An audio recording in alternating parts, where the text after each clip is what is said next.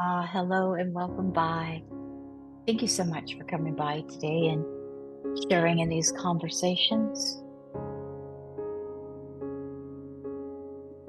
I've been observing my emotions lately, which have been more active than normal. Uh, and boy, sometimes it can be turbulent, And so for me, I got to come up with some kind of rhythm of breath to help me get through some of the tougher times. But it's very interesting. It's very interesting. I'm looking outside. That's what I'm doing there. We've got a turtle that's decided to dig this huge hole here and waiting to see what she's going to do. We visited a wildlife sanctuary this morning. We helped a little tiny baby duck in the yard, and it's been an interesting few days, to say the least. Welcome to each one of you, and thank you so much for coming by. Welcome to Zenful Conversations. We are here in this community every single day, and we are in year 6. Thank you for your continued support, your loving energy. You are the breath of this community, so thanks so much. The message we're offered today, this day number 2030. Well, I didn't even tell you what we're doing it from. The Book of Awakening by Mark NEPO. This is the book we're taking a look at this year. We're receiving these messages from the Book of Awakening by Mark NEPO, New York Times bestselling book, described as having the life you want by being present to the life you have.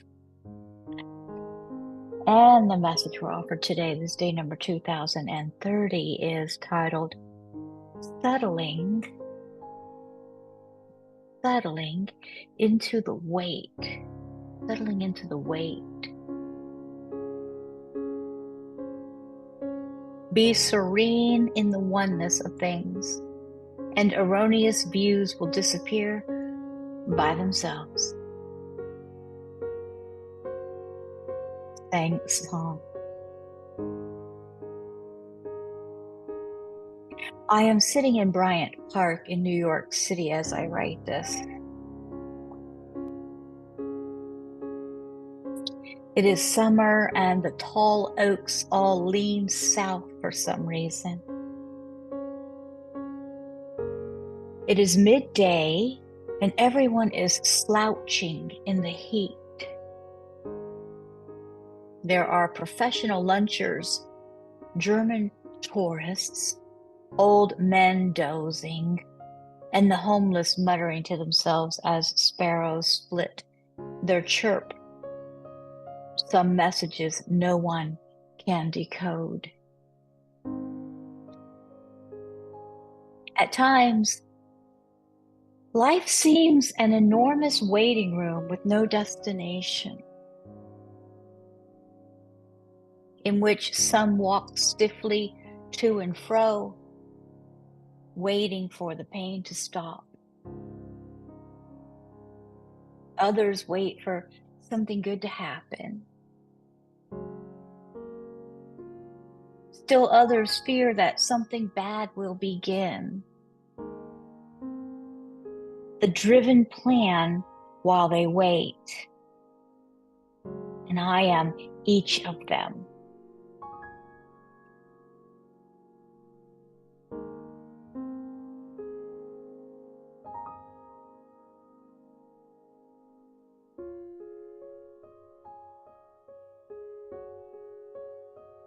It is such a struggle, it always has been, for each of us to settle deep enough into the weight till we discover that there's nowhere to go. Let's hear that again. It is such a struggle, has always been, for each of us to settle deep enough into the wait, W-A-I-T, into the wait, W-E-I-G-H-T, till we discover that there's nowhere to go. So it's into both waits. For each of us to settle deep enough into the wait, till we discover that there's nowhere to go. Perhaps the greatest challenge, once fully awake, is to drop all reaching and simply open like a calm waiting in the deep. Let me back up. Perhaps the greatest challenge, once fully awake, is to drop all reaching and simply open like a clam waiting in the deep, until life in all its guises floods through the half-closed center that is us.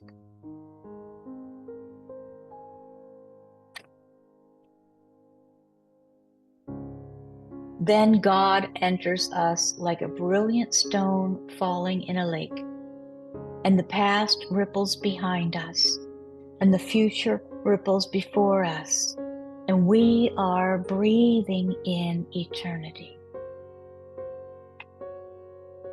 Oh.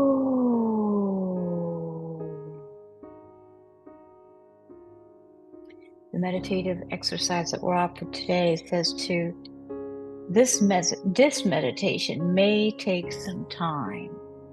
This meditation may take some time. It asks us to sit quietly and try to meditate until your sense of time starts to fall away. So your sense of time starts to fall away. Okay, I recognize that. As you breathe, allow your images of the past and your hopes for the future to rise and pass. Allow your images of the past and your hopes for the future to rise and pass. As you slow beyond waiting, allow the past and the future and your sense of time to merge. And as you enter your day, try not to reach for life. Try not to leave or arrive. Try to let life enter you.